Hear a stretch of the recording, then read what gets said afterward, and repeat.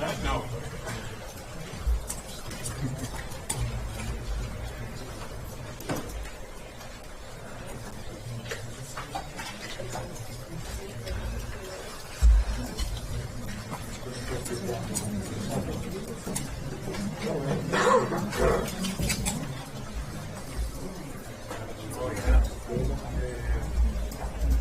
Sexy time.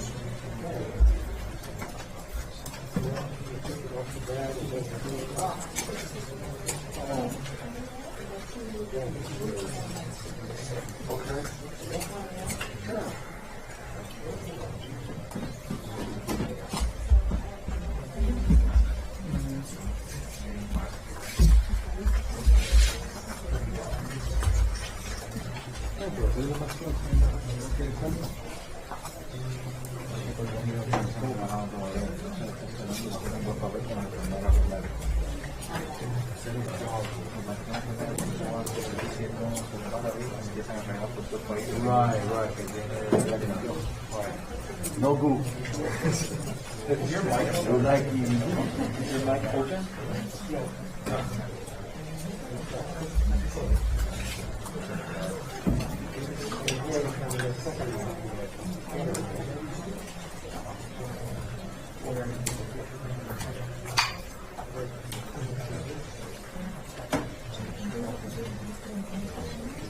As you move around, you're sending consumption. All that green.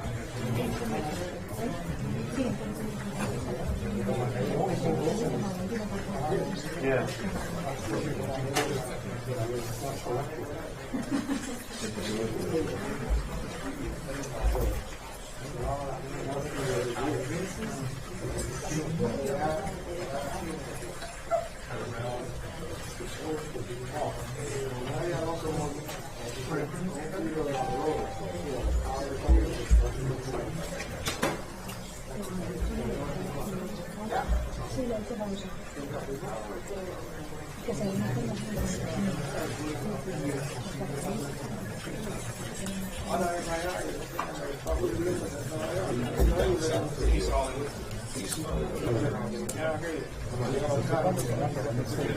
Or do you want a lot of here?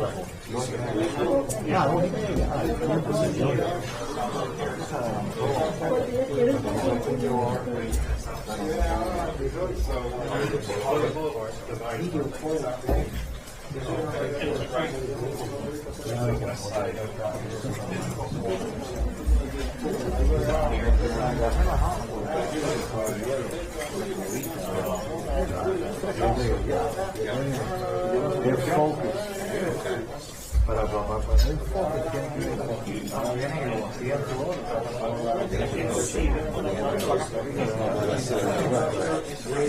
Y guarda un poquitico para mañana para el completo.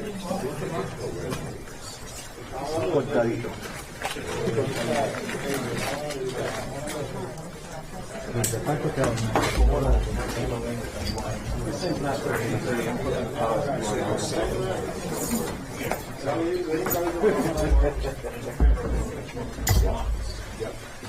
I think there's a place.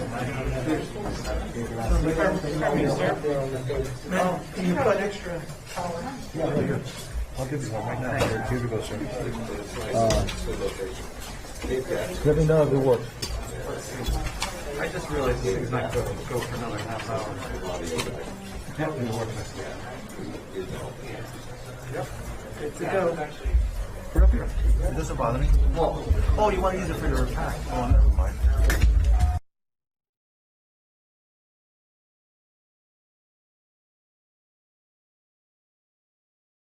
Thank you.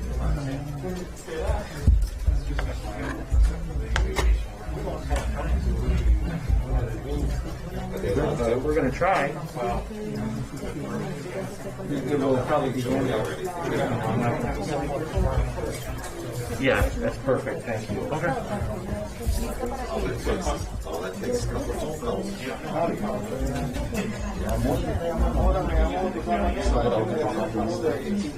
No, pero pienso que no.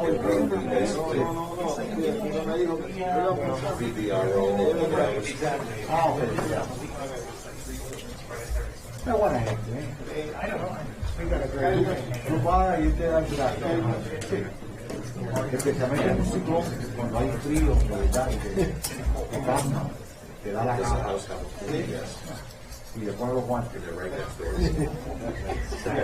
Just open it. Aunque mira, entre tú y yo.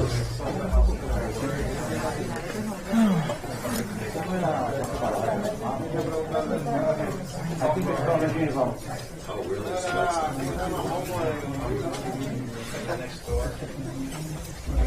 Eso no olvida el programa ni nada de eso. Eso se queda marcado.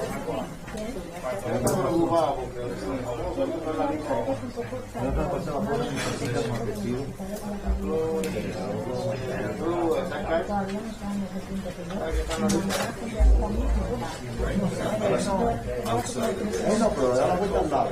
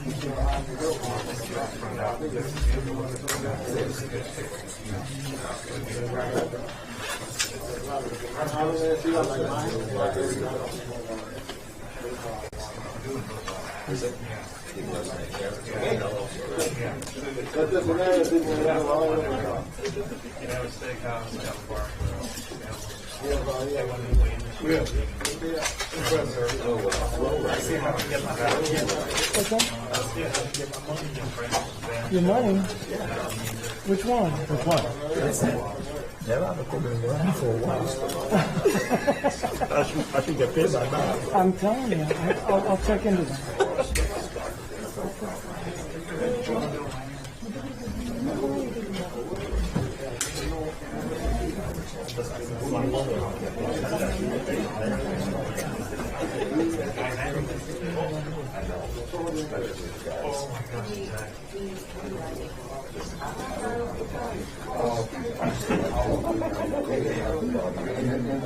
But they don't care. They don't care. They do anyway.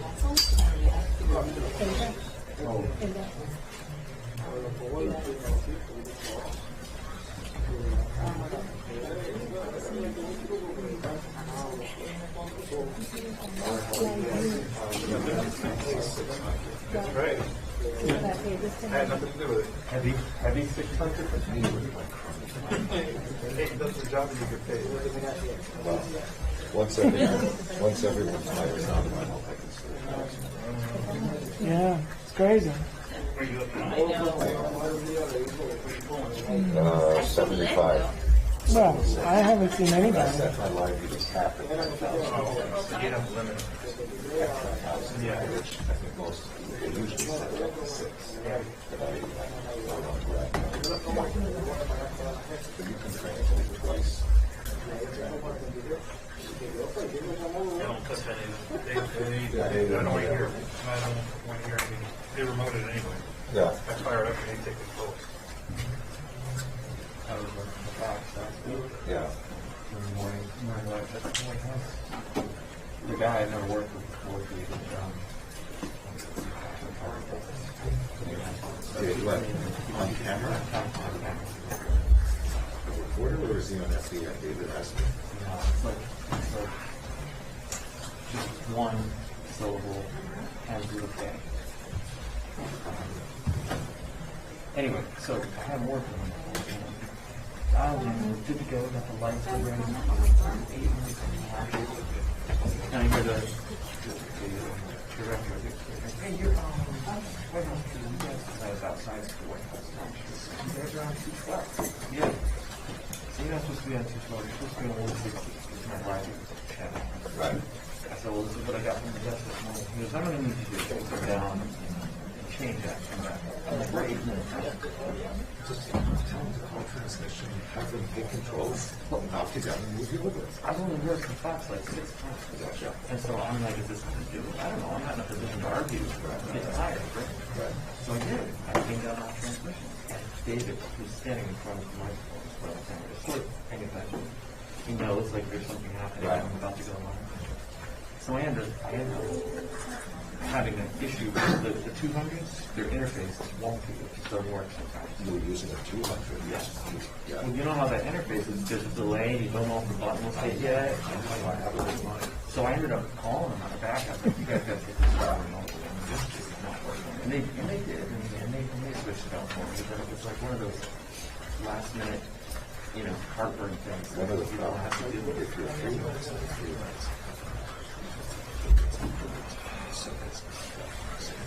Right. Is that your example? yeah.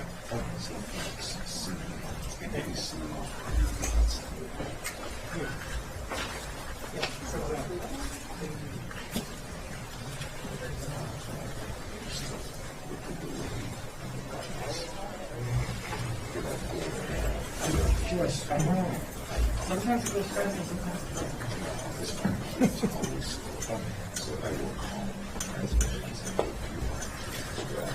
Oh,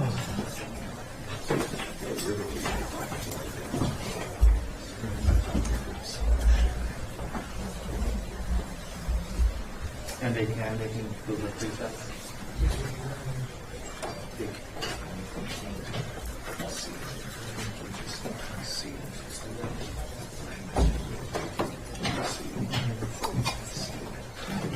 Testing from the podium. Mic test 1, 2. Good. One more time, please. 1, 2, 3, 4. Testing 1, 2, 3, 4. Mic test Thank you. 1, 2. We're all good? Test 1, 2. Thank you.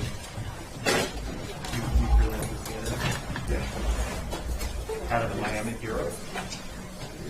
Are they the ones that booked you or Jessica? Right.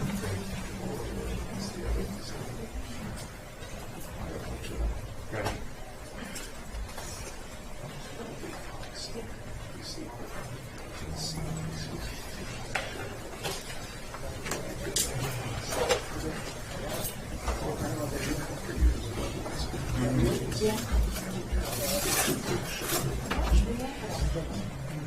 Test 1, 2. Test 1, 2. Testing. 1, 2. Air 2. And then I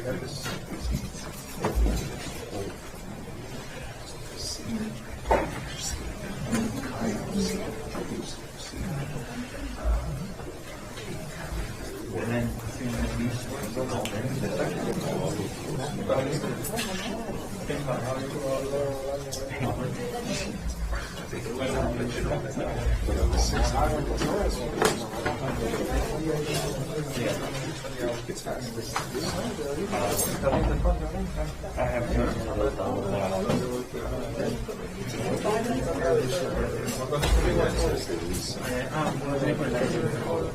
is there a different yours are 5.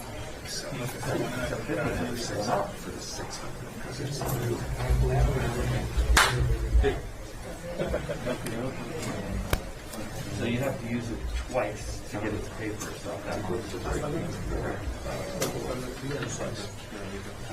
But we need it. yeah. So I'm based in DC, and that's where most of the work is. What's that? I'm based in DC. Yeah. And that's where most of the work is. Everyone's got extra. Test 1 2 1 2 3. Testing 1 2 3 4. I hear it, yeah. I keep hearing some interference, so it might be a little wrong. It's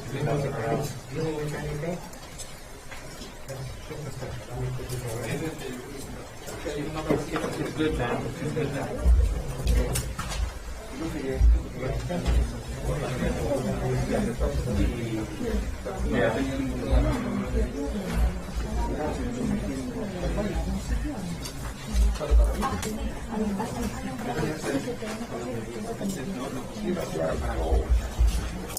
Yeah. Fox guy. Yeah.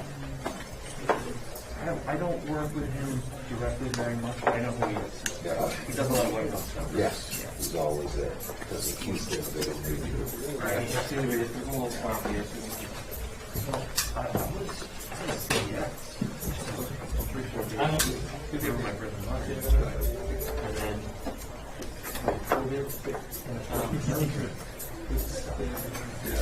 You know, yeah. he makes himself a local up there. Yep. Yep. And his friend, man. Oh yeah. I know so much about man. He's been working with him twice. You know what the problem is?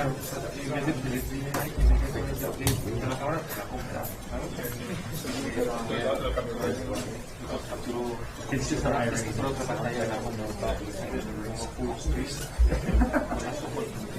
That's been It's like the blind camera.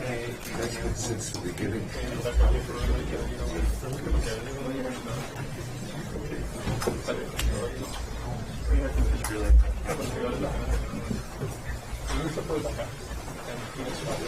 It's not my camera. It's not.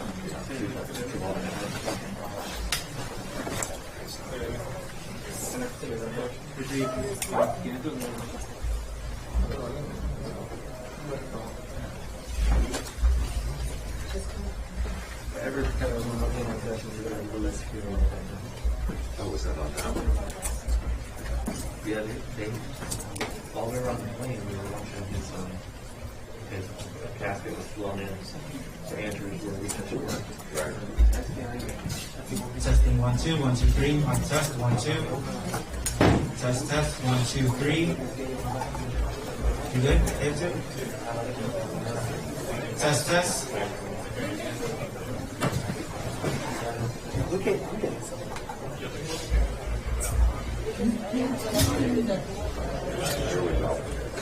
You see him?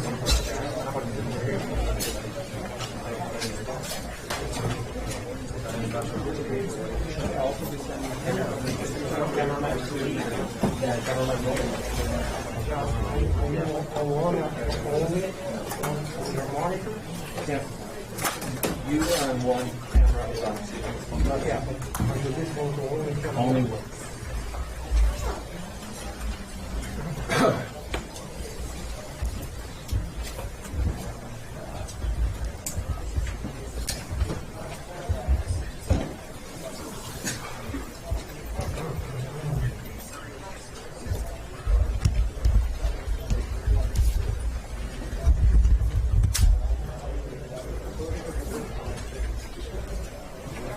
Be sure.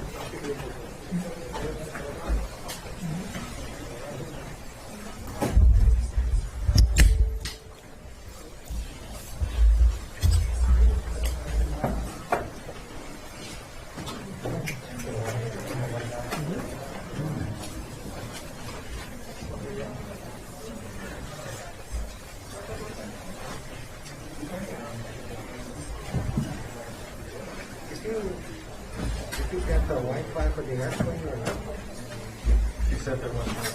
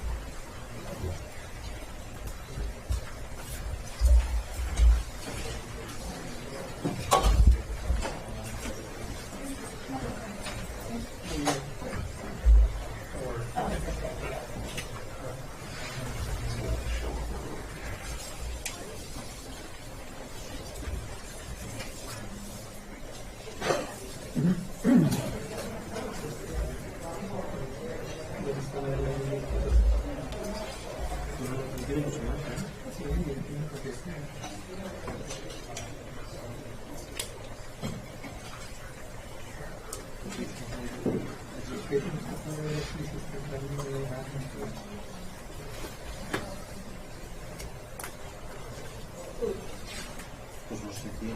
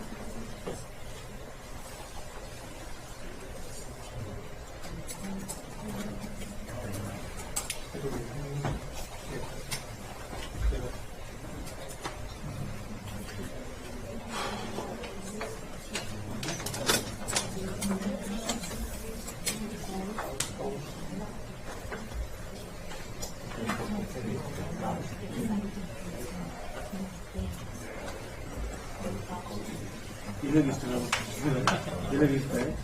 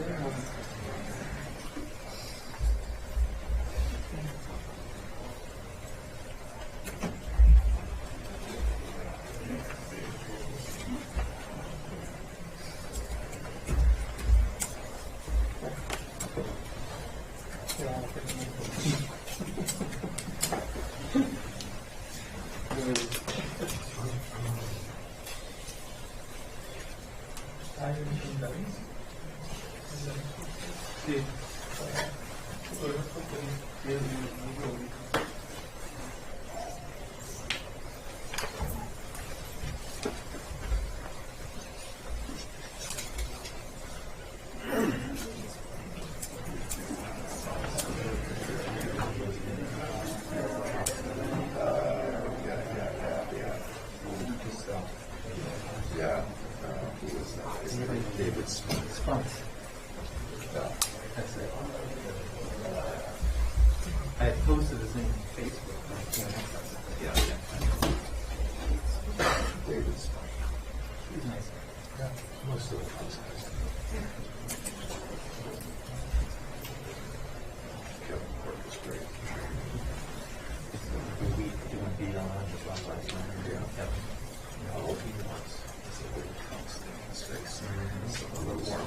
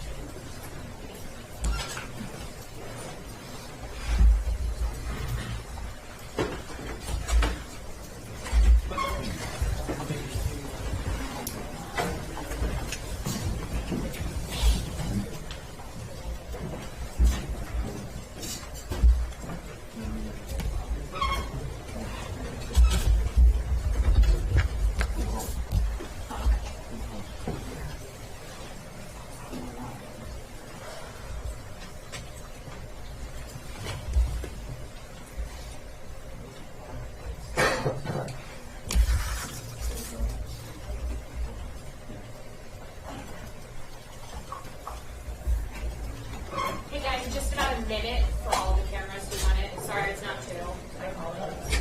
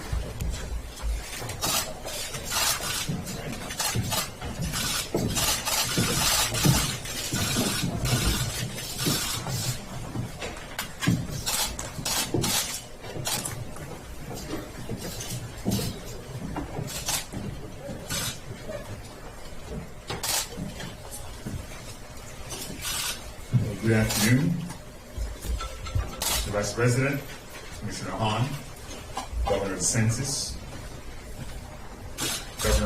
Congressman Diaz-Mallet, other distinguished guests.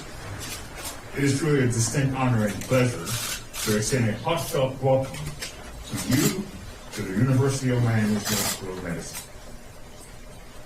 I'd like to thank each of you for your continued support, partnership, and tireless efforts as we navigate the impact of COVID-19 on our community, the university, and our health system. I mentioned to the Vice President earlier, we could not have picked a better place to mark the start of the Phase 3 COVID-19 vaccination trials. The Middle School of Medicine was Florida's very first medical school and is now home to South Florida's first and only NCI-designated cancer center. And the Gordon Center, where we are today, is one of the crown jewels of the university. It is the home of the first cardiopulmonary simulator for medical education, named Harvey. And that structure has helped train tens of thousands of learners worldwide and continue to do so today.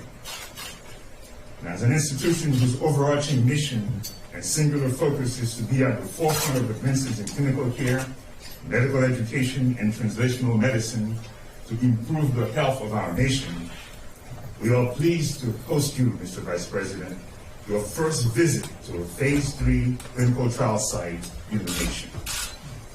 It is now my pleasure to introduce our governor and a great friend of the University of Miami, Governor DeSantis. Thank you, Dean. Florida, we had an interesting situation with our budget. The budget was completed basically right before the 15 days to slow the spread was announced. And so it was done in a financial situation that obviously changed dramatically. We waited until the end of the fiscal year to consider that budget, but the budget vetoes that I had to issue were historic. $1 billion. I likened it to the Red Wedding version of line item vetoes. But even though we had to take off so much off the budget, we were able to support the Sylvester Cancer Center here at the University of Miami. And I think that that's a testament to, in one of the toughest years, to be able to be there is a testament to the great work that's being done here across the board with these clinical trials. It's even more exciting. I want to thank the Vice President. Vice President Pence has been a great friend of the people of Florida. He was down here, I remember early on when we met at the terminal with the cruise ship executives, and he's been down multiple times, always willing to lend a helping hand. And I'll tell you, it's been beneficial. We're encouraged by the most recent trends. Yesterday, hospital admissions in the state of Florida for COVID-like illness was the lowest it's been since June. Emergency department visits for COVID-like illness yesterday was as low as it's been since the middle of June.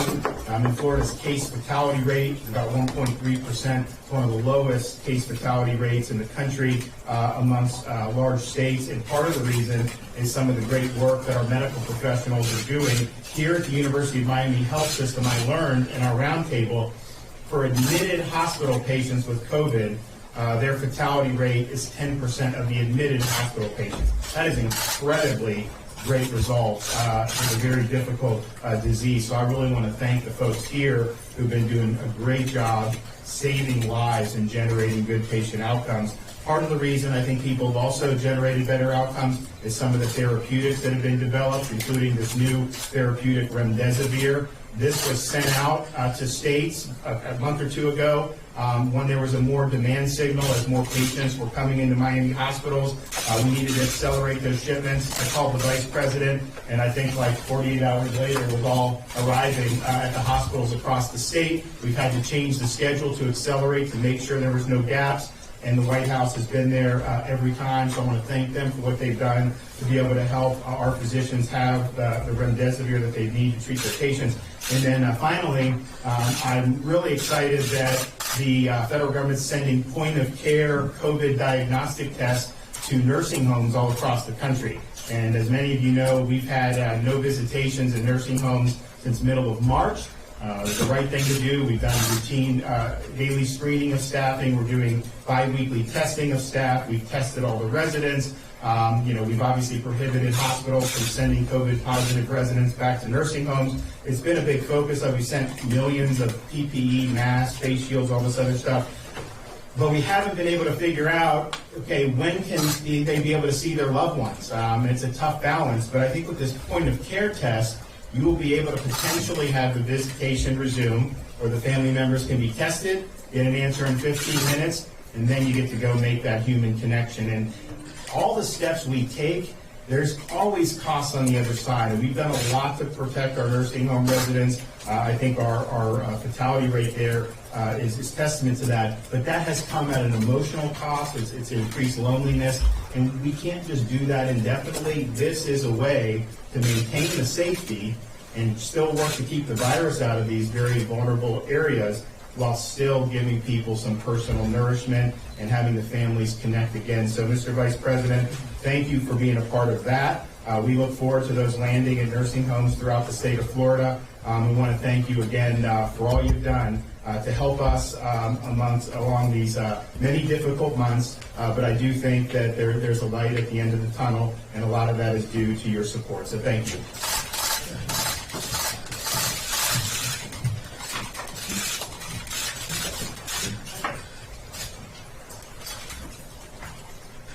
Well, good afternoon. I want to thank Governor Ron DeSantis and his entire team for the seamless partnership that they've forged with our administration since the early days of this pandemic. We've worked together to ensure that Florida had the resources to do testing, the hospital systems, incredible healthcare workers had PPE, ventilators, and we've also been working to make those therapeutics like remdesivir available in increasing measure. And today is a historic day because today here at the University of Miami, we will begin the first phase 3 clinical trial for a coronavirus vaccine in the United States.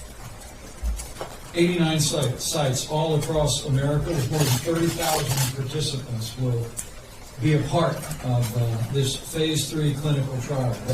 But coming here to the University of Miami to be able to partner with you, Dean Ford, and the entire team here is a great privilege. And President Trump wanted me to be here.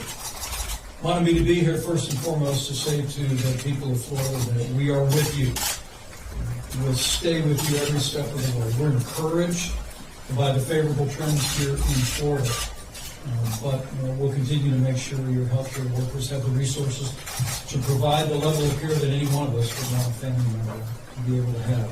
The level of care that's been being delivered here at the University of Miami Hospital System every day during the challenging days through which you have just passed.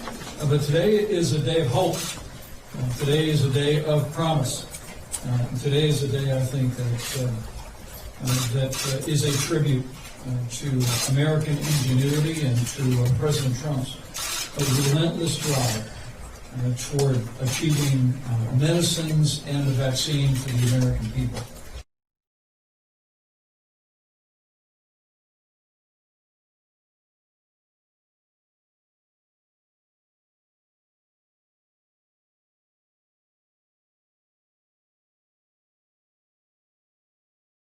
And in 62 days, a period of time never heard of in vaccine development, we were able to go to phase 1 trial. But today, here in Florida, we begin the first phase 3 clinical trial for a coronavirus vaccine, and we begin it. We begin it in a spirit of the same urgency and the same hopefulness from which it began. We have moved at President Trump's direction at a historic pace. But as Dr. Hahn will also reflect, we are going to ensure that we move at a safe and effective pace. And I want to assure the people of Florida and people all across this country that we will cut no corners in the development of this or any vaccine. We're truly grateful for the support of members of Congress in both political parties that have made more than $10 billion available. I want to thank Congressman Mario Diaz-Balart, who is with us today, as well as the Florida delegation to the House and the Senate for their support. Because it's important to note that under Operation Warp Speed, we're not even waiting to the end of clinical trials to create the vaccines, whether it be Moderna or was announced last week with Pfizer. We're actually having these companies produce the vaccines as we speak, and as soon as they are confirmed to be safe and effective, we'll have tens of millions of doses able to distribute across the country. It is that initiative the President launched in Operation Warp Speed that is a reflection of our commitment to bring these medicines, to bring a vaccine to the American people just as soon as we can responsibly do it. But let me say thank you again to just a few more folks. I want to thank Governor Ron DeSantis and his entire team for your leadership during the trying days through which Florida has just passed and throughout this pandemic. It is a tribute to Governor DeSantis' professionalism and to his heart that from very early on Florida has leaned into this effort, and I particularly would commend the governor's efforts to look after seniors who we've known from the beginning. Seniors with serious underlying health conditions represented the most vulnerable to serious outcomes, and it was efforts here in Florida that really became a model for long-term care around the country, and will continue, as the governor said, to support those efforts in the days ahead. I want to thank the University of Miami, not just for being the site of the first phase 3 clinical trial, but just as much, Dean Ford and your team here, for everything that you've done throughout this pandemic and in the difficult weeks through which Florida has just passed. To have a separate COVID-only hospital, to be able to continue to operate your hospital for all the other healthcare needs in the community is a tribute to the innovation and effectiveness of the doctors, the nurses, and all the healthcare workers in this extraordinary facility. Finally, I want to say thank you to all of those who have agreed to participate in this clinical trial. It is remarkable to think 30,000 Americans were willing to step forward and to participate in this phase 3 clinical trial, and they have our thanks. People who have volunteered to participate in this and other trials are doing more than their fair share to help our nation through this challenging time, and they have our thanks. For anyone looking on who would like to be a part of either this clinical trial or other clinical trials for therapeutics or for vaccines, you can go to clinicaltrials.gov and be a part. That's clinicaltrials.gov, and you can get information how you can participate. We all have a role to play, and we all know that each and every one of us, by practicing good hygiene, washing our hands, wearing a mask every time that state and local authorities indicate it's appropriate, or wearing a mask when you can't properly socially distance is how each of us can play a role. But for those Americans, literally more than 100,000 who've stepped forward and volunteered to participate in clinical trials around the country, you have our thanks as well. Today, I said, is a great day in America. The first phase 3 clinical trial for a coronavirus vaccine. It begins here in Florida and in 89 different sites around the country, and it begins with the best professionalism of our pharmaceutical companies in this country. American innovation, American creativity. It begins with the hopes, and I know the prayers, of the American people. And I'm convinced more than ever on this great day that we'll get through this. We will reach that day. I truly believe, as Dr. Fauci said not long ago, when we will have a vaccine. We'll have it available to distribute to tens of millions of Americans, and we'll reach that day when we finally can begin to put this coronavirus in the past. So with that, I'm going to turn it over to Dr. Stephen Hahn for his remarks, and then really one of the leaders of the clinical effort here at the University of Miami, and we'll take a few questions. Dr. Hahn. Thank you, Mr. Vice President and Dean Ford, and Dr. Doblecki-Lewis. Thank you for hosting us today. In the early part of this pandemic, President Trump and Vice President Pence asked FDA to make sure that we removed any unnecessary barriers to the development of medical products, and we have followed that request. Today, we are seeing the initiation of the first phase 3 clinical trial of a vaccine candidate, and that is, as the Vice President said, a historic event in an incredibly short period of time. I want to thank my colleagues, my medical colleagues who are in the front line taking care of patients, but also who put together this clinical trial and are helping to enroll patients and ensuring that it's done in the absolute highest quality way. It is a true sign of America's great biomedical research enterprise that we find ourselves here today. Normally this process would take months and years. It's the dedication of great medical professionals and researchers that we've gotten to this point. Conducting clinical trials are a crucial piece of our efforts to approve a vaccine for COVID-19. FDA has oversight over a number of clinical trials for both therapeutics and vaccines, in fact, over 140, with more than 450 therapeutics in the pipeline. And I want to thank, like the Vice President did, the Americans who stepped forward to volunteer for these trials, because they are our true heroes as we evaluate the efficacy and safety of a vaccine. Now, the important scientific data that we will get from the phase 3 clinical trials, and this is, of course, one clinical trial that we're going to see, but several others are planning to go to phase 3 in the next several weeks. And the data that come from those clinical trials will allow FDA to do its important work to determine whether a vaccine is safe and effective. And we're doing everything we can at FDA to support that development by providing regulatory and scientific advice, as well as technical assistance for how to conduct those clinical trials, the number of people that need to be in those clinical trials so that we can have confidence in the data, as well as to make sure that there's diversity in the clinical trial population, because what we want is to have generalizability of those results to the entire United States population. As I mentioned, we expect a number of additional trials to go into phase 3 in the next several weeks to months, and that's good news for the American people. As we laid out in our guidance regarding vaccines and in all of our actions through COVID-19, FDA scientists will not cut corners in order to evaluate a medical product, and that includes a vaccine. And I know that our colleagues performing these clinical trials want to have and must have confidence that we will do that as we evaluate the data that they generate for that vaccine. It's these scientists who will call the balls and strikes on approving a vaccine, and they will make their decisions based upon the data and science that's generated from these clinical trials. We will authorize or approve a vaccine solely on the basis of the data that we receive in the determination of safety and efficacy. So I really appreciate the leadership of the University of Miami and the other investigators around the country. Again, it's the truly great American research enterprise that allows us to get to this point. And Americans can have confidence in FDA that we will make the absolute best decision on their behalf. Thank you.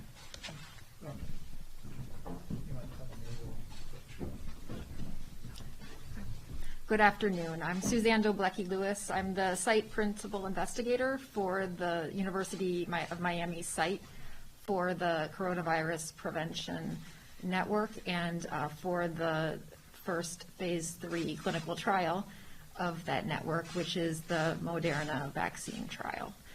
We're incredibly excited to begin this process here at the University of Miami, and we're really amazed and humbled by the number of volunteers who have already stepped forward to be a part of this trial. And it's these volunteers, as the others said, who will make the difference and will allow us to know whether we do have an effective, safe vaccine that can move forward. Here at the University of Miami, we are very aware of the need to shape our enrollment to reflect our strength, which is the diversity of our population here, and particularly the diversity of people who are at high risk for COVID-19. So we take that mandate very seriously, and we'll plan to enroll 1,000 patients here. 500 will get the vaccine, and 500 will get placebo. We'll follow those patients very carefully for 2 years after the second injection of the vaccine. The vaccine consists of 2 injections spaced 28 days apart. And we'll be following extremely carefully, checking for any symptoms of potential COVID disease, and performing follow-up swabs and assessments to make sure that we completely understand the efficacy of the vaccine. So we're very, very happy to be at this point and optimistic and looking forward to beginning our enrollment here. Thank you. Thank you, Doctor. Questions? Vice President?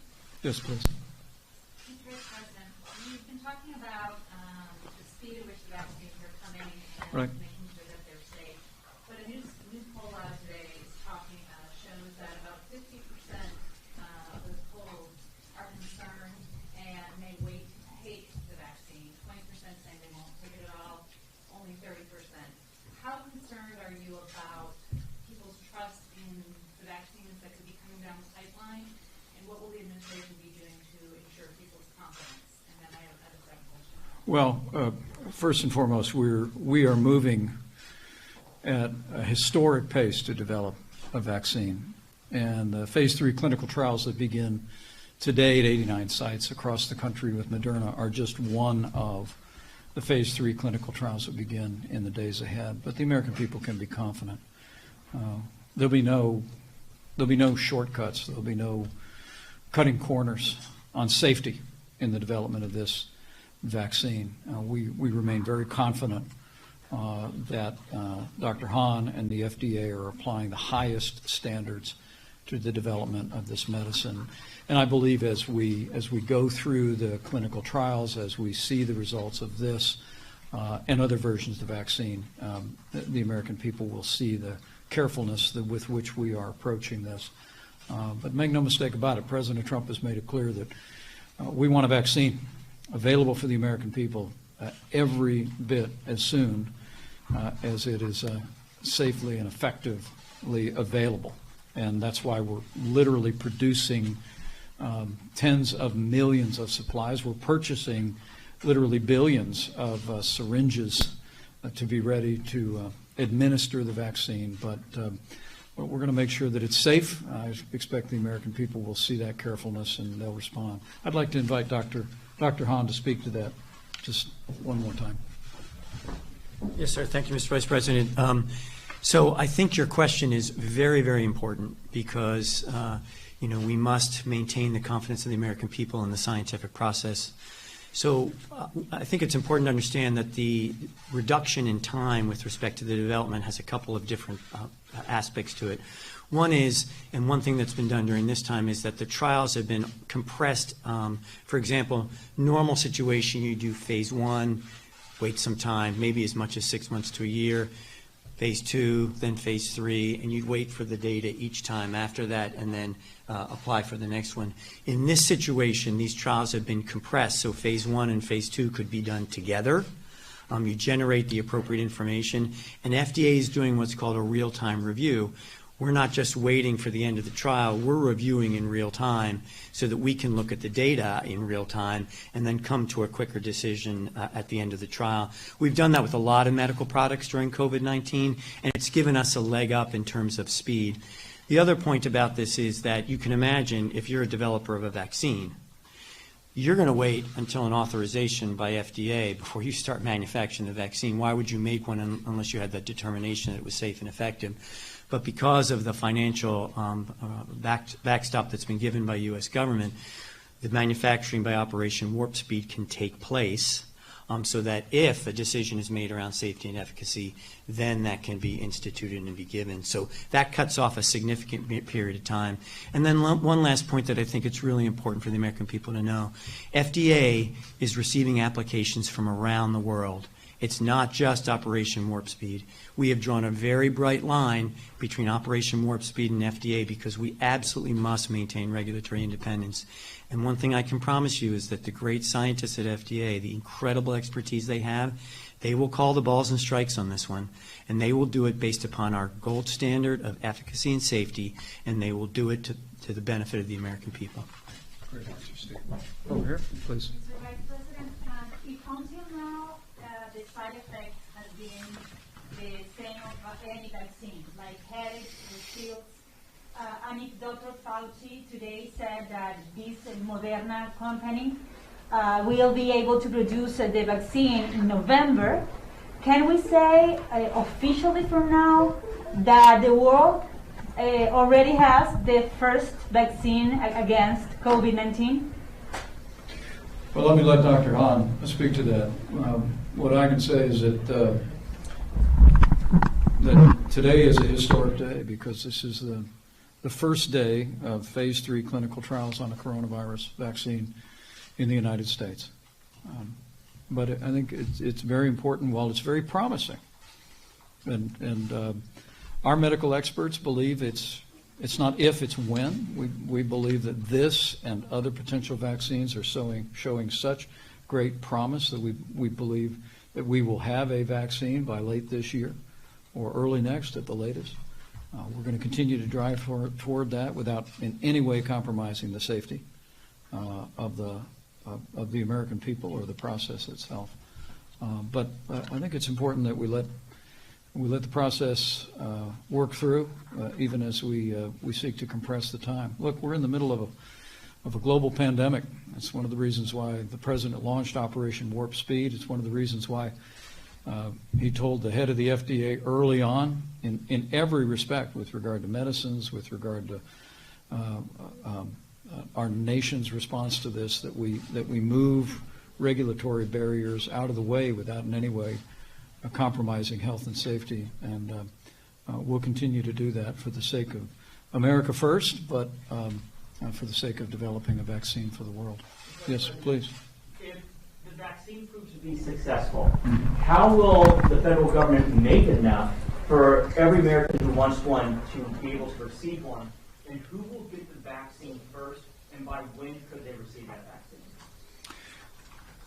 Well, it's one of the centerpieces of Operation Warp Speed is that we're not going to wait for the final clinical trials to be completed to start making the vaccine. So literally we are beginning today in this phase 3 clinical trial with Moderna and Pfizer.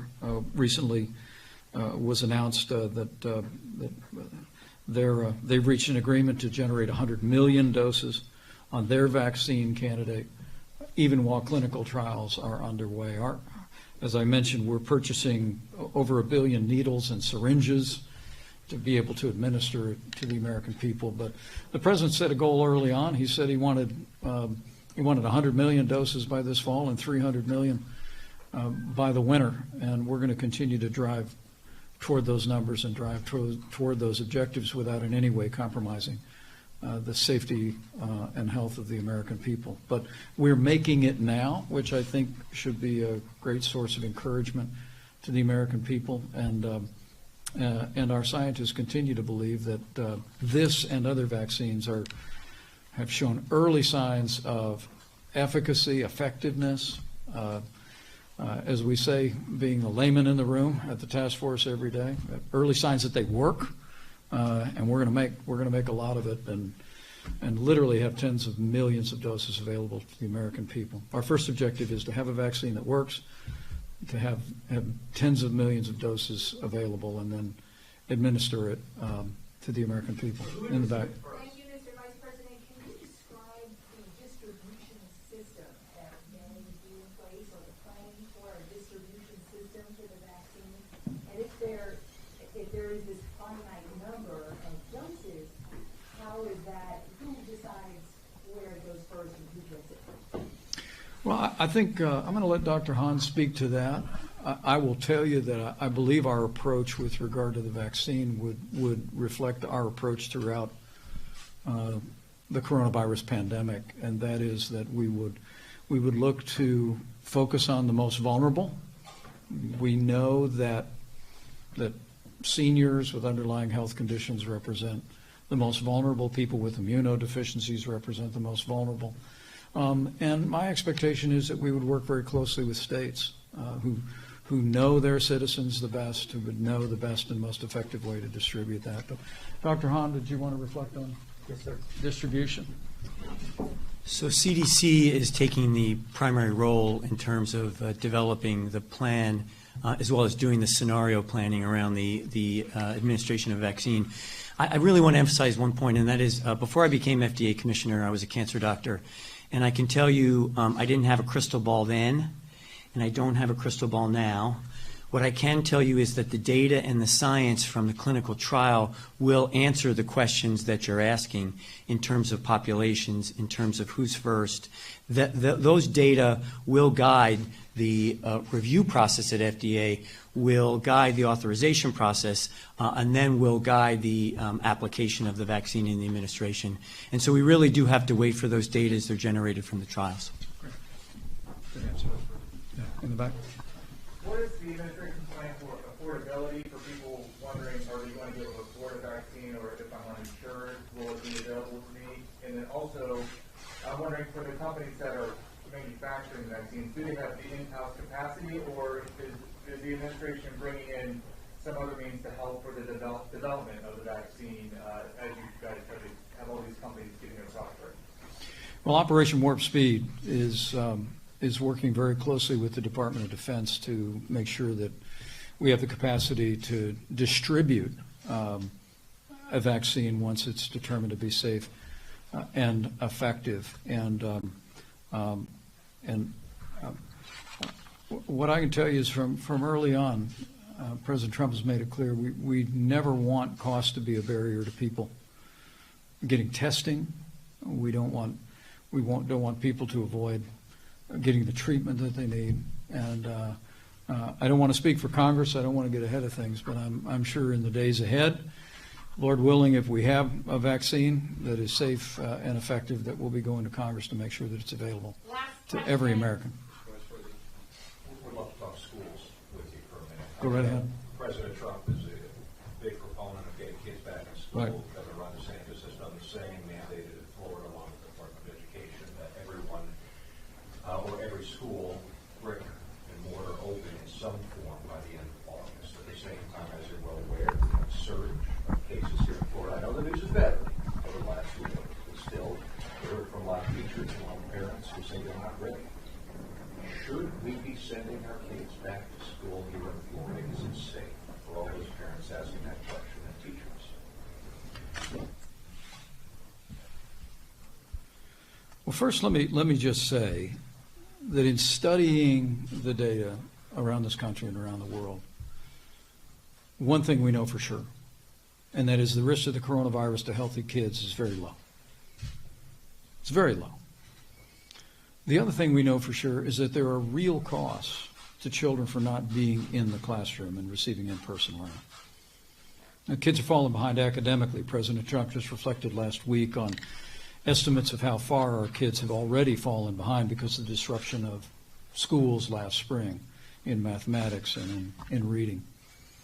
But there are other costs beyond that, and let me say, and I'm going to let the governor maybe have the last word on this, but as a former governor, I know that the services that our kids receive, whether it's special needs kids, whether it be children with learning disabilities, whether it be the nutrition services, supplementing meals for underprivileged children, those are provided at our schools.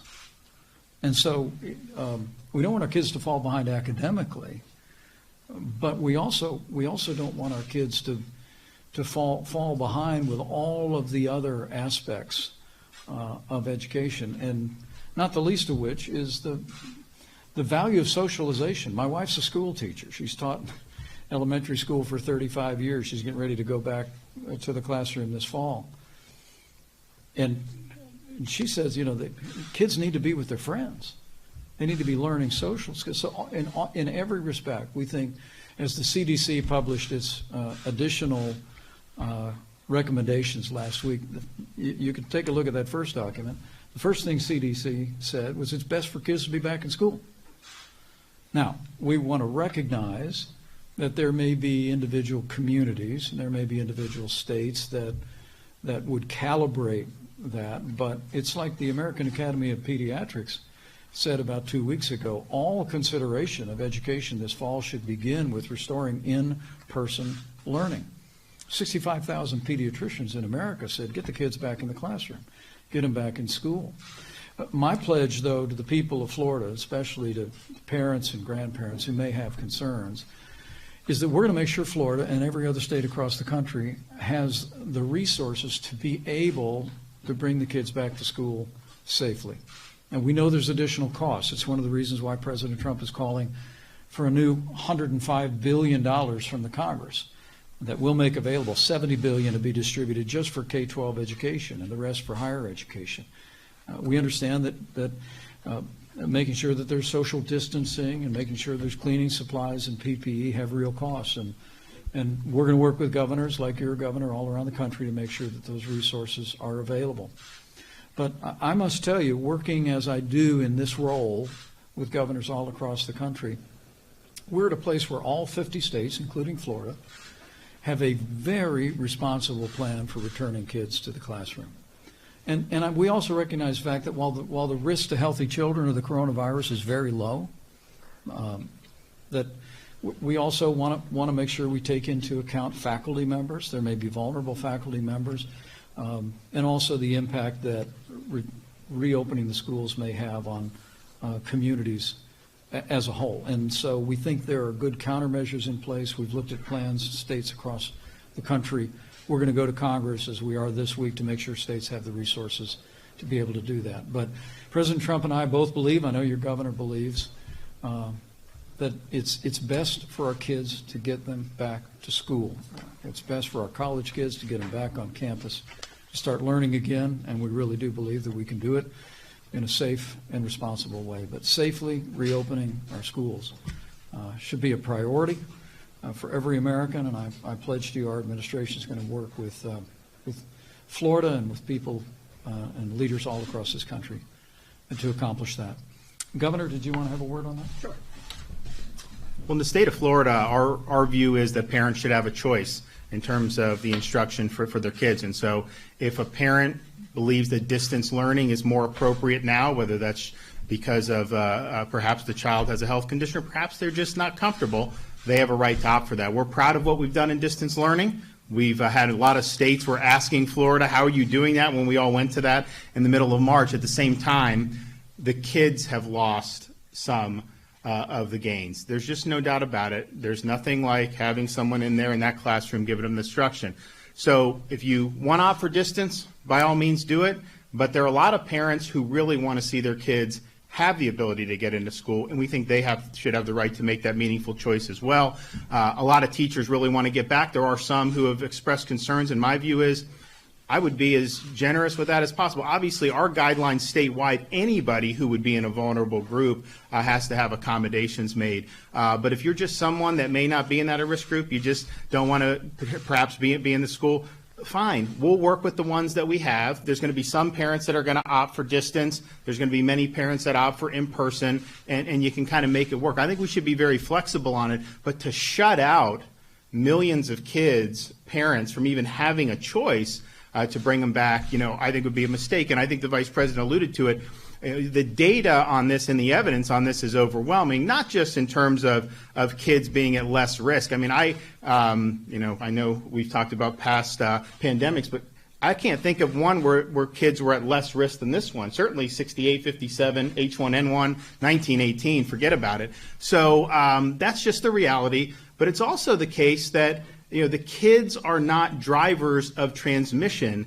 One of the members of the British team that advises the Prime Minister said they haven't been able to identify a single case in the world of a child to teacher instruction between the age of 5 and 15.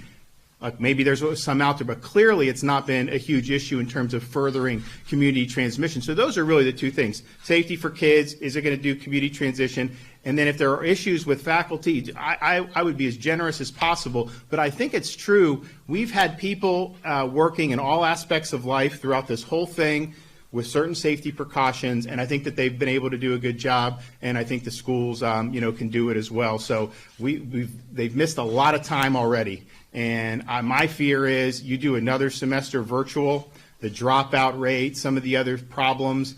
I really believe that the teachers and the administrators that are there, they serve important functions in the lives of so many of our kids, particularly those who come from more disadvantaged backgrounds. That's right. Well, thank you, Governor. And I just want to close by saying thank you to the people of Florida. I know it's been a challenging time particularly since cases began to rise in this state. But the favorable trends that are beginning to emerge here in Florida are a great tribute to strong leadership of your governor, his administration, to all of your extraordinary local health officials. But mostly it's a tribute to the people of Florida who've been willing to make the sacrifices to put the health of others first. And I hope today, with the start of the first phase 3 clinical trial for a coronavirus vaccine starting right here in Florida, gives you confidence that if all of us continue to do all we can, we're going to reach that day that we put this coronavirus in the past. In the midst of it, we're going to continue to make sure that Florida and your healthcare workers have everything that you need. Make sure the resources to support testing, to make sure that credible doctors and nurses have all the PPE that's needed. And we're going to drive relentlessly toward more medicines and more vaccines, even while we open up Florida, put people back to work, and open up Florida schools again in a safe and responsible way. So thank you all, and especially thank you to the good people of Florida.